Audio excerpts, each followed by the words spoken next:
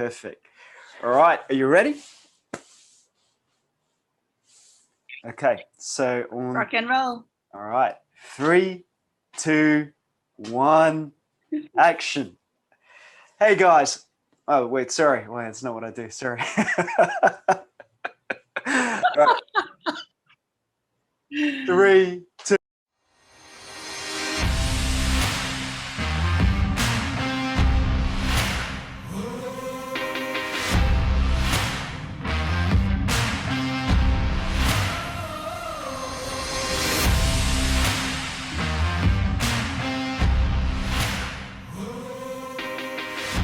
3, 2, 1, go. Hey, ladies and gents, welcome to another episode of this very, very special show.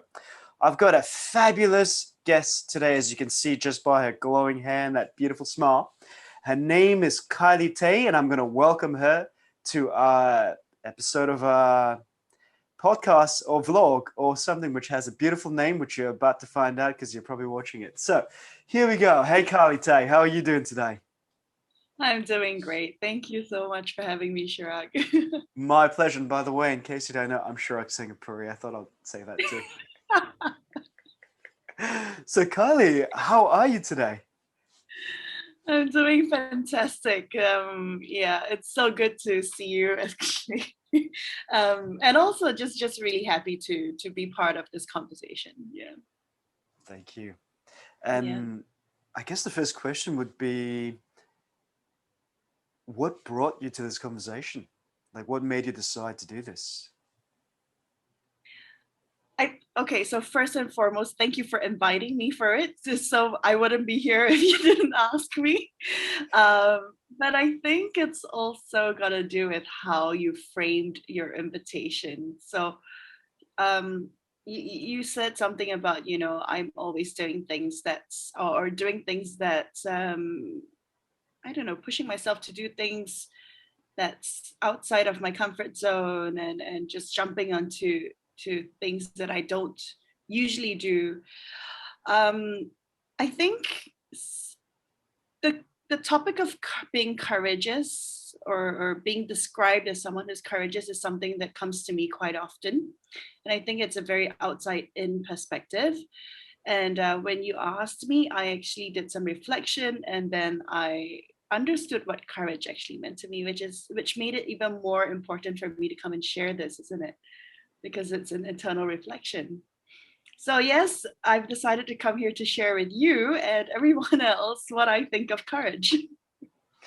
It's interesting that you say that because for a lot of us, people who seem to look very courageous on the inside, like for me especially, it's usually a bit of a battle to get the engine going. And even something like, starting this podcast, or for you, even deciding to come on it sometimes, it's easy to receive the invite, but to do it, I find can be a little bit challenging.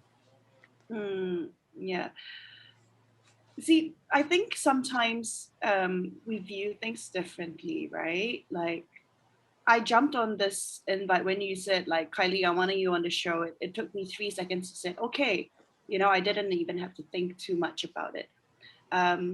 Because to me, I don't see this as something I'm afraid of. But I can see why somebody else may be afraid of coming on and maybe want to think about it for 2 or 3 days and finding the courage to come and speak out. So I think that's where courage is, right? Like courage is different from one person to another. Um, for me, this comes with experience doing an interview or a podcast, and it's something that I'm used to, so I'm not afraid of it.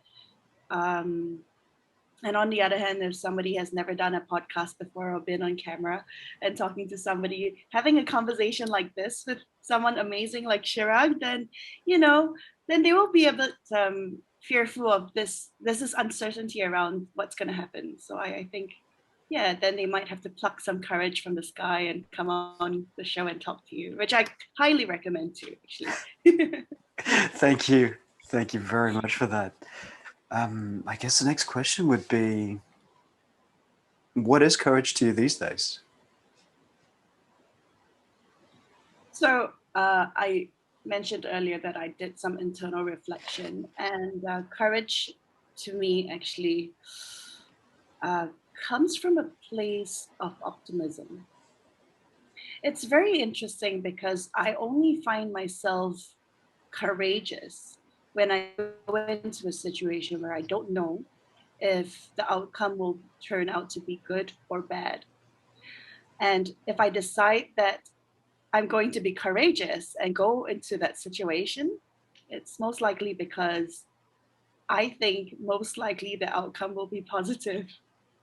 And if I, it might be 55-45, 55 positive, 45 negative, but I'm taking that gamble, and that gamble is called courage, to push me forward to take an action and put the stakes on positivity, like the positive outcome.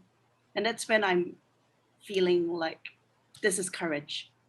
It's still having that sense of positivity, that optimism, that the end result could be good. It may not be at the end, but it could be, and you're taking the gamble towards positivity instead.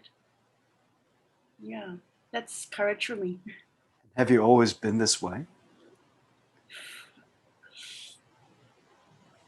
I think I sway. I think positivity, I think maybe my personality is really 55-45, right? Like I'm always a little bit more positive than I am negative. So there is a good 10% difference. Um, so I can't say that I'm always this way, but whenever I exercise courage and go forth and do something that I think um, I'll take a gamble on, then, that day I'm very positive and that day I'm courageous. I think being brave, on the other hand, is a different story, right? If you dared me to drink 10 shots, I might go for it and drink 4 and then say, okay, I give up.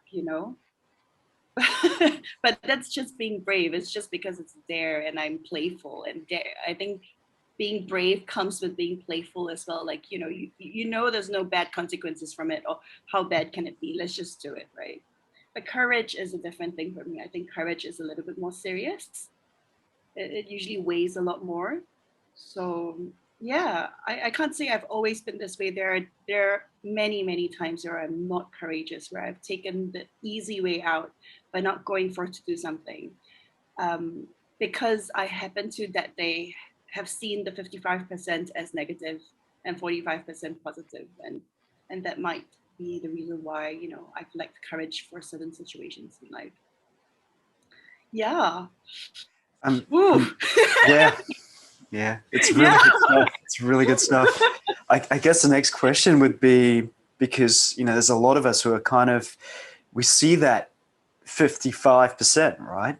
But somehow it just kind of shrinks down, and that 45% of negativity trumps everything else. Has there been a time where that 45 has been so heavy, but somehow you've surpassed it or transformed it somehow? Right. Okay, so yes, I see what you're saying. I do see what you're saying, because sometimes, like your chances of a positive outcome may be so slim that you decide that it's okay, let's not go for it. Let's just not do anything about it, right? I think maybe in that case, that matter really did not matter too much to you. So it was okay if you didn't go forth and do something like that. It could really have been like right now, I'm going through this thing in my life where I'm trying to start my own business, and I'm going to take this entrepreneur route in life, and I've never done anything like that before, right? And I'm at a crossroads right now, because in a month's time I will be left with an option where I can move on with my project and move on with my startup, or I can give up and go look for a job.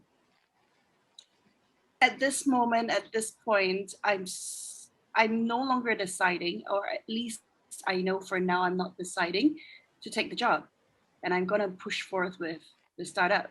But there are a lot of uncertainties. I don't know where I'm going to get the money from. I don't know where I'm going to get the support from, the investors from, the customers from. And there's so much on the line.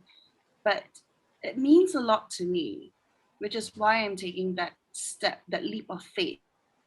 I'm going to try and push forth with whatever I have, because honestly, I see this coming out on the other end, hopefully, as something good.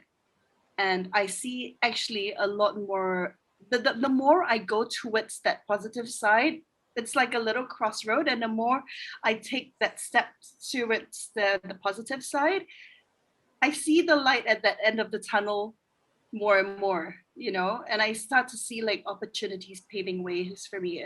But it's really scary because as an entrepreneur, you probably don't make any money at all, right? And like, if we talk about your needs in life, that's really something that we need. And like I said, I'm very playful and I love my drinks and I love going out to have fun, but it means a lot more sacrifices coming ahead.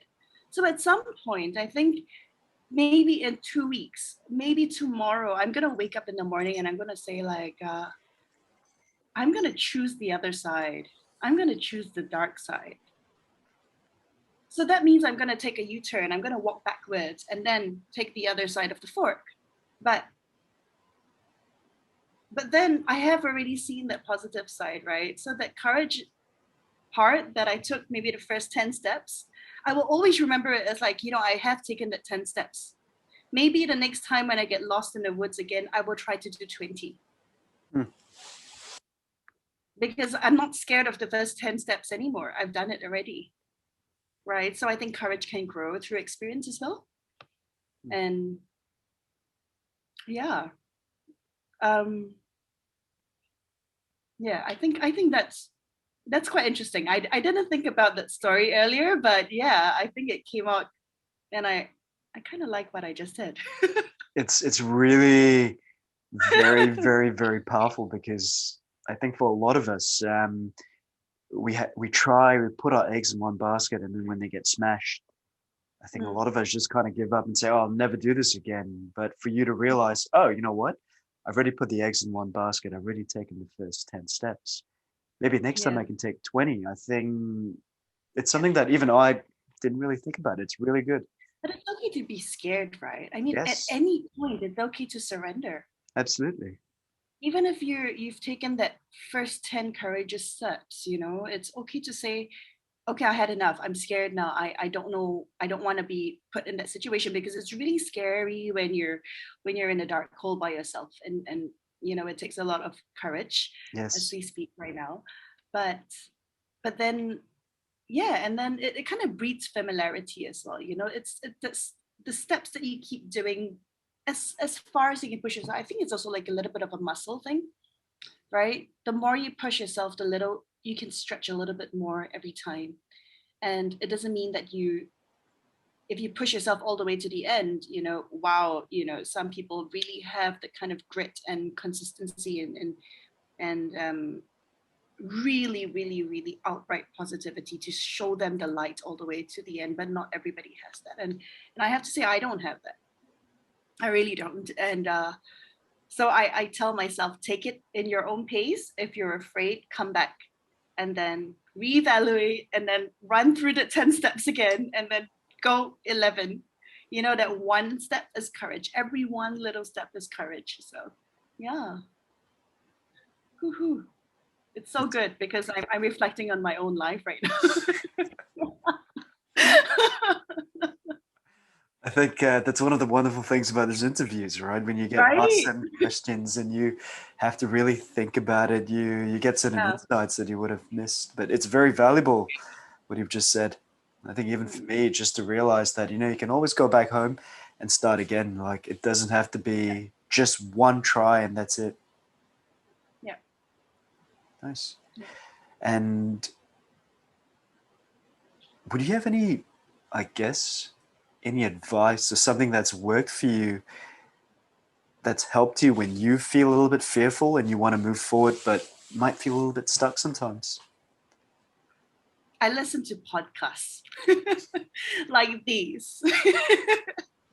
No, I'm serious. I'm not kidding, right? There's so many very inspirational people out there, and find the one that really resonates with you.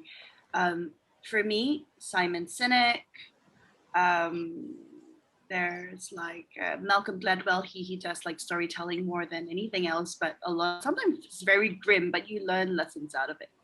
I look for podcasts, or occasionally I meditate, and I pick like one, and it's very random. I just go to YouTube and pick like a meditation for the fear of rejection, for example, before I go out and pitch anything to anybody. When I go out and talk to strangers, this is what I do. Like, I sit down and I said, like, okay, let's center ourselves, tell ourselves, like, hype yourself up and say, don't be scared, let's just go. What's the worst that can happen? What else do I do? I think one of the other things that came up recently is that to realize your privilege. Privilege does not come with a very positive tone these days, because privilege sounds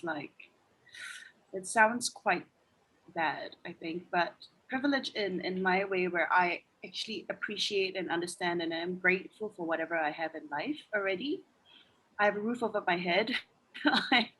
I have a family. It could be really something really small. I'm still alive. So fundamental. And I think that you would do your existence a little bit wrong if you don't take an action, no matter how small or how big it is. But it's your choice to decide whether or not it's an action you want to take.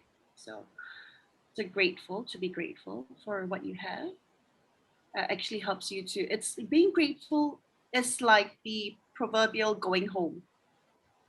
It's finding that thing that homes you, that grounds you, right? And then it's like taking your 10 steps backwards again, and you say like, okay, I have all this. Now I can go and take step 11, you know? So yeah, just to remind yourself what you already have, and say like, what's the worst that can happen? If I take one step and I fall, I can always go back again. I'm still home, right? So yeah, I think that might be something that I would advise, although I'm no expert, but yes, this is what I do. If you It's guys real want advice from a real person, from someone we know. And to, as someone who's been through something similar, I would say being grateful really, really centers you, especially when everything else is in chaos. And I like what you yeah, said, being grateful is a proverbial going home. That is a beautiful statement. Thank you. yeah. Wow. So Kylie, just to close up, do you have any last, anything else that you'd like to share before we round up? Mm. Is there anything else I would like to share with you guys? Don't see courage as a long game, as in like not like you can take a break from courage. You can take a break from courage, I think. You know, but always remember that you have gone that far. So make a marker, right? Make a marker, put a chalk on the floor or something, and make a marker and say like, I was already here. You know, don't vandalize buildings, but just put a chalk on the floor and say, I've been here. And recognize your achievements as far as you have gotten, so that one day when you look back and you may want to revisit that step again, you remind yourself that I've already done this far. So I know that the first part is going to be a breeze, or at least it's something I already know how to do. And then I only have to be courageous from the next steps from what I've already achieved, right? And this is also good for me because I have to remind myself that all the time. And it's hard to remind yourself.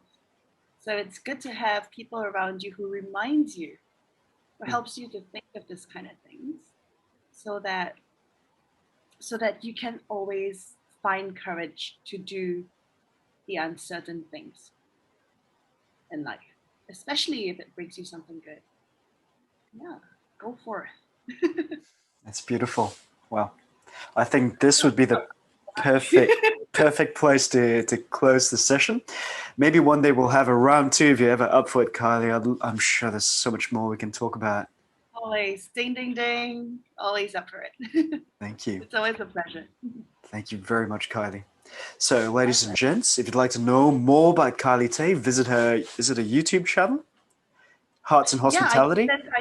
You can link it at the bottom. So Absolutely. It'd be my pleasure to do so, you guys. can come listen to me talk to people.